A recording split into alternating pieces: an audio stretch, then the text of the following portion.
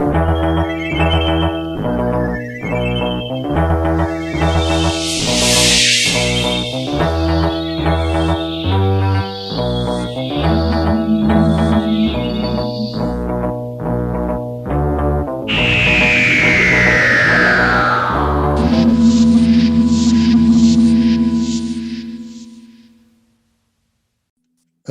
everybody. Welcome to the first of our Cult Emporium vlogs. And it's Dr. Theatre's Cult Emporium because me and Phil do a theatre-based vlog and podcast, but we thought we'd extend that to our other interests, which is, of course, the world of cult telly and film, sci-fi in particular. So welcome, Phil. Hello. Yes, like everything in sci-fi and pop culture these days, we're starting our own expanded universe. Yes, we're expanding our Doctor Theatre universe to the Cult Emporium. And there's quite a lot going on, actually. Most imminently, I think, is Jodie Whittaker's arrival in her last season as the Doctor, last full season anyway, in Series 13. What do we know about that? Well, as always with Chris Chibnall, not much. He doesn't like his secrets. However, we do have a date now, don't we? It is staying on Sundays. Halloween. Yeah, it's going to be Sunday the 31st of October. How many episodes is it going to be? A mere 6 episodes. 6 episodes, and this is all going to be one continuous story. I believe so. And totally written by Chris Chibnall. I think the first one is co-written and the rest are all written by Chris Chibnall. Yeah. Not that that's a bad thing, because, I mean, he's a good writer. I mean, if he can bring the sort of suspense that he brought to Broadchurch in the Doctor Who format in this kind of mini season, that will be fantastic. I mean, sometimes in the past, the showrunners have struggled sometimes to communicate ideas when they're having, and have ended up rewriting large chunks anyway. So, I kind of admire his approach to just be like, no, I'm going to do the whole thing. It's easier this way. So this is Doctor Who Flux. Yep. And we don't really know the nature of this continuing story, whether it's in the vein of the Key to Time season or Trial of a Time Lord, which had distinct separate parts. We're going to find out, I suppose. Yeah, absolutely. And what we do know is that we're going to get Daleks, we're going to get Weeping Angels, and also we're going to get redesigned Cybermen. No, not Cybermen, Sontarans. Oh dear! I nearly got it right then.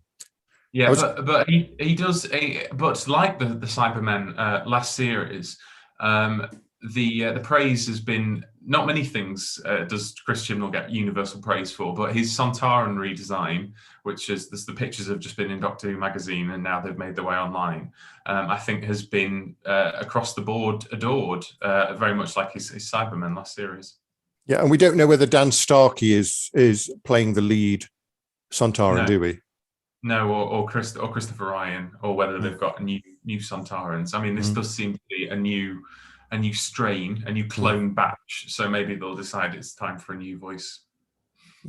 And as I understand it, we've got 6 in this season. Then we've got 3 more specials to come to complete the Jodie Whittaker era.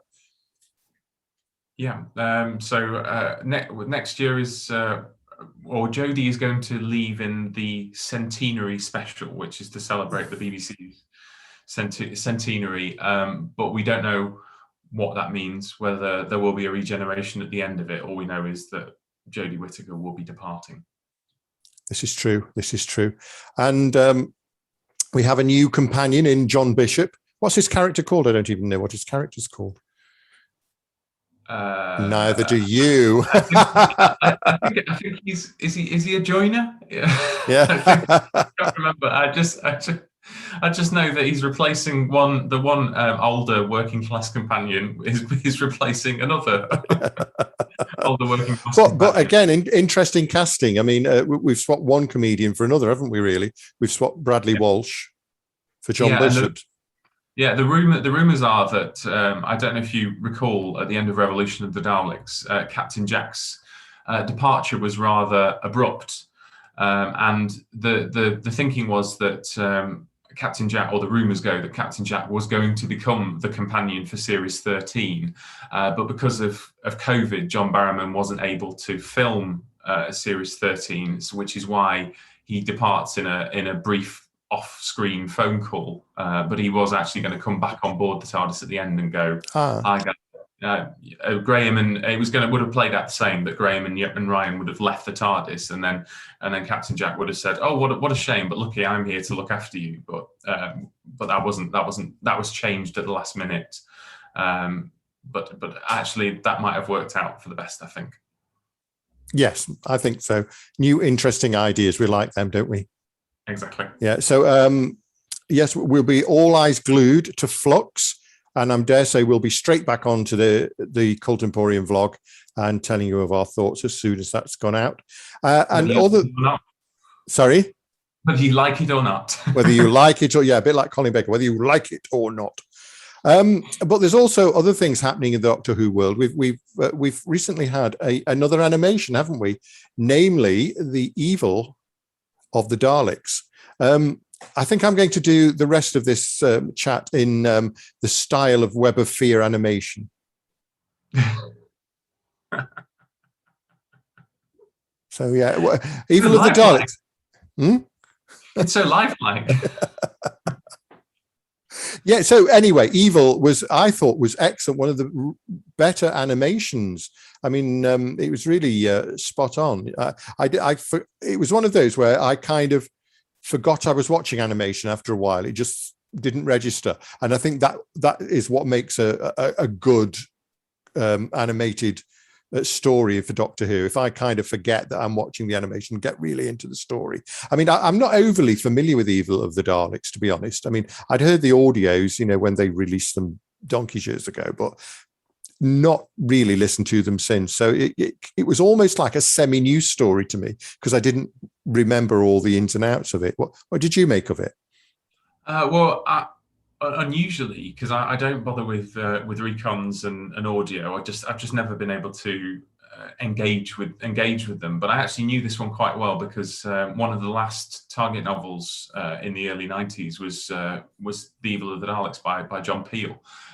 So I read that one twice as a child. So I knew that one quite well, and I always thought just the way it was on the page, that it sounded like it was epic, because it starts off in an airport with the TARDIS being nicked, then you go into swinging 60s London for a bit, and then you whisked off back to the Victorian era, and then you end up on Skaro by the end of it. So it's I always thought, oh wow, this one seems epic, and you can sort of see why they've waited so long to animate it. The temptation would have been to do it straight away, but there's so many different settings and different characters which all take all take a lot of work, and I imagine are quite difficult to animate. So I think they've waited for the perfect time, and it really is Doctor Who the movie, The Evil of the Daleks. It's a big story.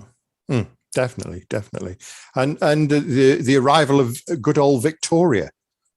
Yeah, I mean, there were moments in the story where I was like, I wish they'd taken Molly the maid instead, or even the Turk, even Kemal. It would have been interesting actually if they'd taken Pauline Collins' character, which I know they wanted to do from the previous story, the Liver Bird character, as I call her, and she'd been perhaps a much more feisty companion than Victoria was. But hey, that's a what if. We've got plenty of good episodes of Victoria, and it's kind of nice to get her first story out there, I think. Yeah, and to be fair to Deborah Watling, I actually think her best work is probably in the episode that survives when the Dalek is being heavy-handed in episode 2, and she screams, "What do you expect?" Well, what do you expect? And I think that's probably some of the best work in Doctor Who. So it was all downhill from that, you reckon, for good old Debbie Watling. So the thing with these animations is that they sort of fill a hole, don't they? And it doesn't hurt so bad anymore that we've got the Evil of the Daleks missing, because we've got this replacement. And in exciting news, there is to be another animation. There is indeed, and this time William Hartnell I can't even say animation. First time since the 10th Planet was the last Hartnell animation. Reign of Terror, I think. Oh, Reign of Terror, right? Okay. Yeah, so I mean, it's good to ring the changes and get some Hartnell out there, because Hartnell is woefully underrated Doctor in many ways. It's the old man character and stuff. And David Bradbury. Not David Bradbury. No, David Bradbury. What am I talking about? David Bradley. Bradley. That's it. That's what I'm striving. It's going hopelessly wrong, isn't it? David Bradley, his first Doctor has kind of got interest going in the first Doctor's era again, and I think it's good that we have a chance to explore that a little bit more. And also this has they discovered an episode from Galaxy 4, which was after they released the Lost in Time set, and I think it was released on the Aztec special edition. So I dare say there'd be some fans that didn't choose to double dip and pick up the Aztec special edition, so never had a copy of that episode. I don't think I got another copy of the Aztec, so I'm sure I've not seen it. So but all to the good, because it gives me something to mull over when the Galaxy 4 animation comes out in the middle of November, I think that is. Yeah. And looking a little bit beyond that, but when we get into December, we have, of course, got the Blu-ray set of season 17. Which is a series that I'm not particularly familiar with. I've seen the animated Sharda, and I've seen Destiny and City of Death, but I've not seen the other stories. So I'm looking forward to evaluating this. Yeah, there is a lot to enjoy. There is a lot to enjoy, and there's a lot to shake your head at as well. But let's explore that a little bit later in the year. So yes, Doctor Who wise, it's all about season 13. Jodie Whittaker back and Mendip Gill for the last time. Will Mendip Gill carry on to the new Doctor? Who knows? We'll find out. Well, unlikely, given that we've got a whole new regime change, I think. But she's great, and I'm looking forward to Yaz being pushed to the fore a little bit more in this series. Yeah, because it's hard when you've got three companions to explore them all, isn't it? You've only got so much screen time. You've got to fit in lots of Doctor and lots of adventure. So it is difficult to give them all equal dibs, if you like.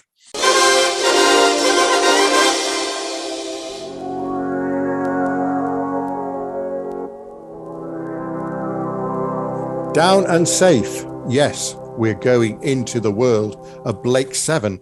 And I'm ready to take on the Federation, take on Phil. Yes.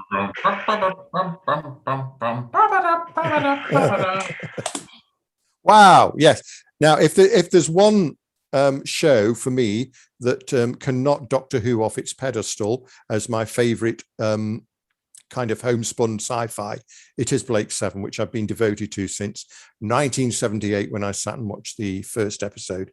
And there's still, like Doctor Who, is a huge fan following for Blake 7. Even though they've only got 52, unlike Doctor Who fans, they've only got 52 episodes to mull over on the TV. But more recently, we've got lots of audios. We'll talk about them in a minute. But we've got some new merchandise. Oh, yes.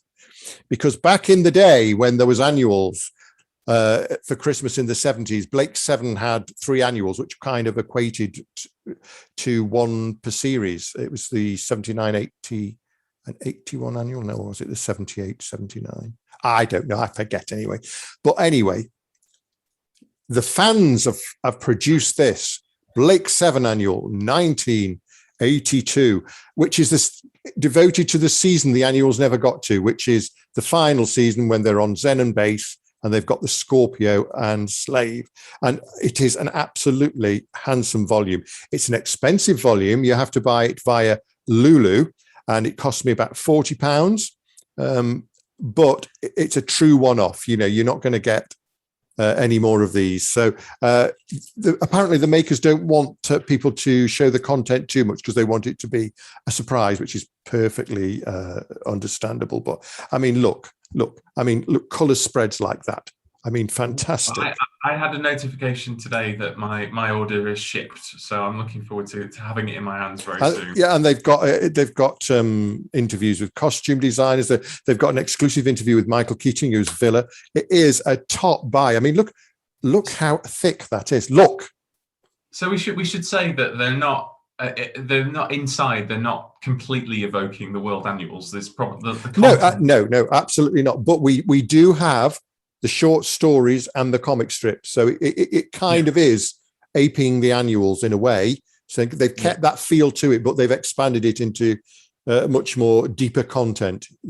Unlike the annuals, who, if you've ever seen those Blake 7 annuals, they clearly didn't have any reference photographs for the characters, because they say they're pretty generic characters in there.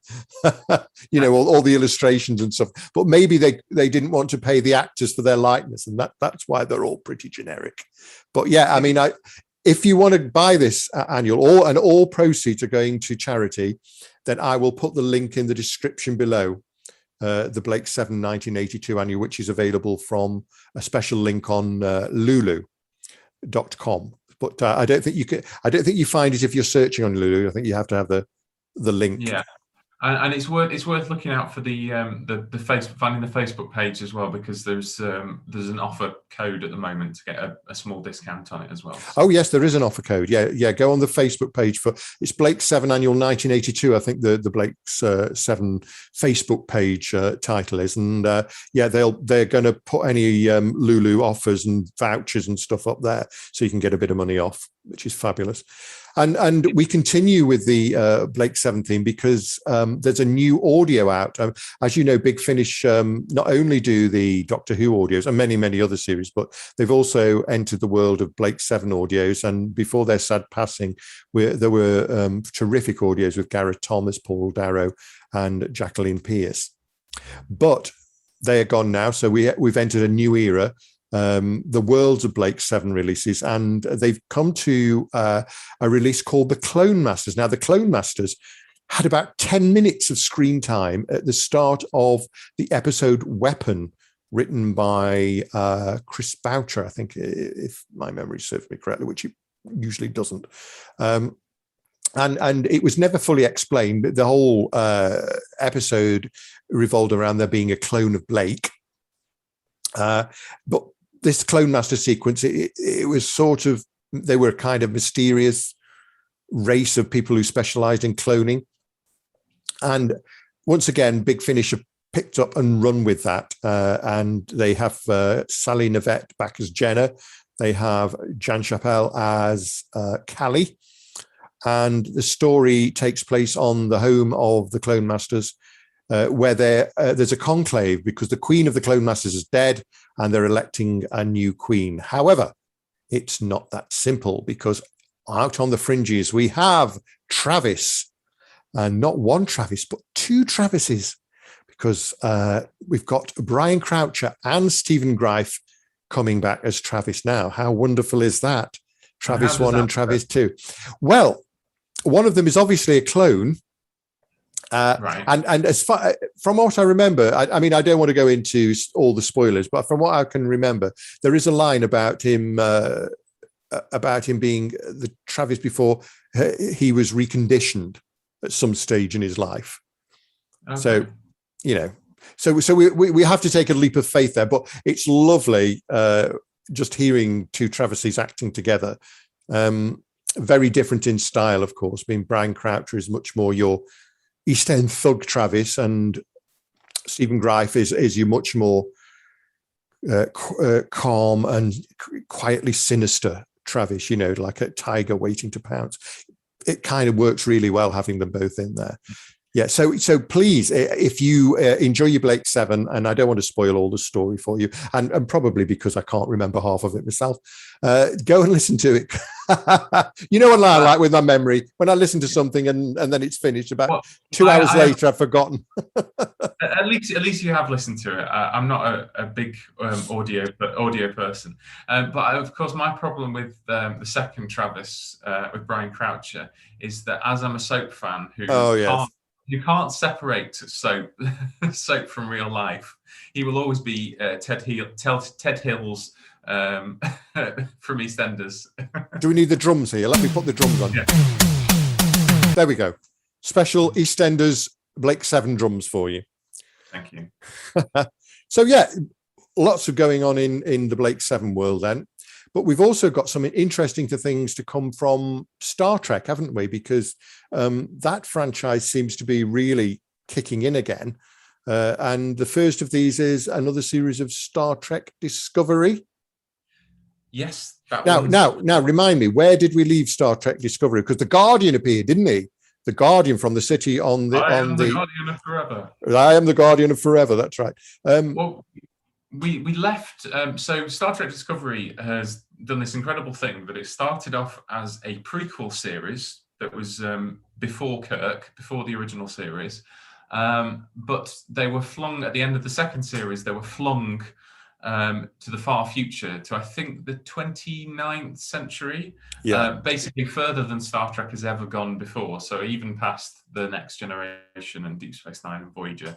So the Federation wasn't in great shape at the beginning of the series because of all the dilithium had burnt out in the galaxy. Anyway, they get to the bottom of what happened there.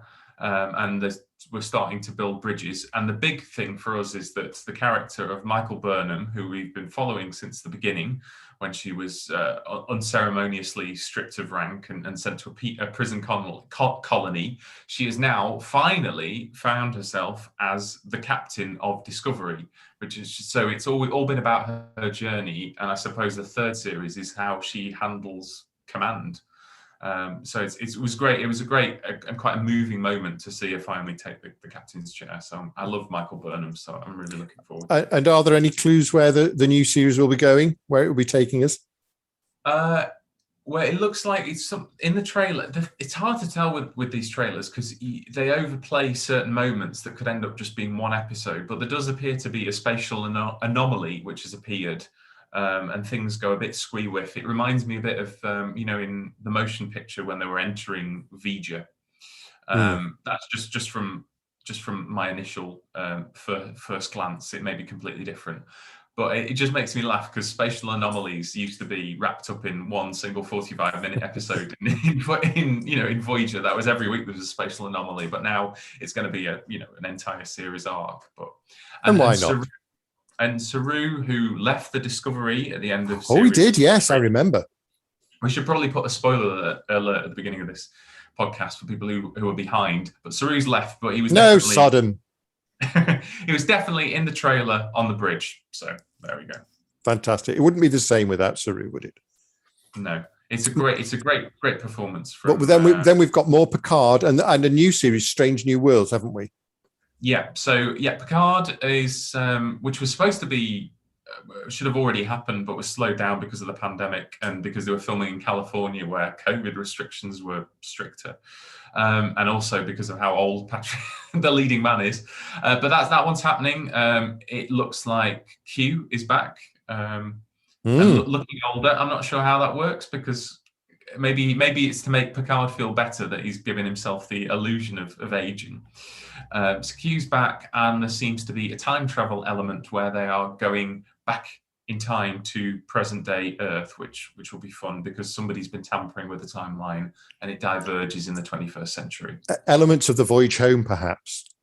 Yeah, but that's great because you can still play that those comedic notes. Like before, it was commentary on 80s San Francisco, but now it's going to be modern 21st century America, which is so there's a lot you can do with that. So I'm really excited to see that, and also to see which Next Generation characters appear, because you just know that there's going to be someone that wasn't in the trailer that's going to make a cameo at some point. Oh gosh, yeah, we've got to have a few surprises, haven't we? Indeed. And then Strange New World is on the horizon for next year. We haven't got a date for that, but it is going to be following Captain Pike's crew on the Enterprise before Kirk takes over on the first 5-year mission. And we know now from a video reveal that it's going to have a cadet Uhura in it. There's a couple of other characters. There was a doctor that was in McCoy's sick bay that's also going to be the chief medical officer. There's somebody with a surname Noonien Singh, which means that she's a relative of Khan. So yeah, that one looks promising, and the producer Akiva Goldsman has said that it's going to be much more self-contained and episodic, like classic Star Trek. So that'll be a series that you can probably dip in and out of, and watch episodes out of order when you're in the mood for a Star Trek episode. And there is a need for that. I mean, there are a lot of series go for these complicated continuing plot lines, but it's kind of nice to have, a series where we can just appreciate 45 minutes or 50 minutes and not worry about seeing the week before or the week after. Yeah, I mean, I never watch The Next Generation in order now. Whenever I go back to it, I just pick a random episode on Netflix. So it'd be nice. We all do that. And with older series, we all cherry pick our favorite moments. But there's nothing wrong with that. If there's episodes we particularly like, why shouldn't we keep watching them over and over again? Especially with the series, with the breadth, the number of Star Trek shows on the air now, it's good that they're changing the format with the different series. And then there's also the 2 animated series, the adult comedy Star Trek Lower Decks, which I'm really enjoying. It's definitely made with love. The in-jokes are really, really funny and really geeky. And then we've got Star Trek Prodigy, which is going to be aimed at younger viewers, which is about a group of ne'er-do-wells who don't know what the Federation is, that discover a Federation ship, and then are then mentored by a hologram of Captain Janeway. So we've got how marvelous!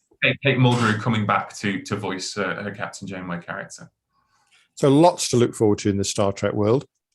And we don't want to keep this going a long time because we'll bore people, but we just would like to give an honorary mention to 007, who's back after a long absence. Is it something like 6 years or something like that? Something like that. When 2015 when Spectre came out, I think. So, yeah. It's been a while, and then it's also been delayed. There was a great clip of Daniel Craig on Jimmy Fallon, and he's been on the program 3 times now to promote No Time to Die. In the anticipation to actually come out. Yeah, he was on Saturday Night Live a year ago to promote the movie. But it's been worth the wait, hasn't it? Because it's been one of the most anticipated and a Bond that delivers as well. I mean, I thought it was slightly overlong. Some people do and some people don't. But you can't fault the storytelling and particularly the cinematography and the effects and everything that makes a James Bond film. It's all there, isn't it? Yeah, the Daniel Craig films have been far more interconnected than any previous era of James Bond, and I think that they go the distance with this film, and they do follow through with what they set up. There is a finality to this film, and an ambition to do something different, which I think they succeed in doing. So I would recommend going to see it because it is something something that is worth being seen on the big screen. I know some people wait until it's on ITV2 ad nauseum, but it is worth seeing it on the big screen. Oh, definitely. See it on the big screen because you'll never get the full effect of the film unless you do. And that's it, really. That's our brief outing for today. We'll be back, though, because Jodie's on her way in 2 weeks, and I think that would be a good opportunity for us to take in the first episode of Flux, see what we think about it, see if we can guess where it's going to go. Maybe we will, maybe we won't. And, any rumours and tittle-tattle and news, we'll chuck into the mix as well. And just to say, yes, we do know about Russell T Davies, and we're very excited that he's. We are very excited, but the thing is, we do not want to take away the importance of Jodie's final outing by leaping over the rest of her era and just focusing on what RTD might have planned. So we're kind of quietly sitting on that one, aren't we, Russell? Yeah, a risk of being a bit sappy. The worry is over now for Doctor Who fans. We know that the series has a bright future and is an ongoing concern for the BBC, and that the next team are extremely qualified for the job. So now let's just enjoy it because there's new Doctor Who coming this year. There's new Doctor Who coming next year, and there's going to be some in the future. So let's just enjoy the moment. Bravo. Let's raise a glass to Doctor Who. If we had one. Okay, so that's the first one. It probably not perfect, but we'll improve as we go on. Yeah. So goodbye from me. And it's goodbye from me. Bye.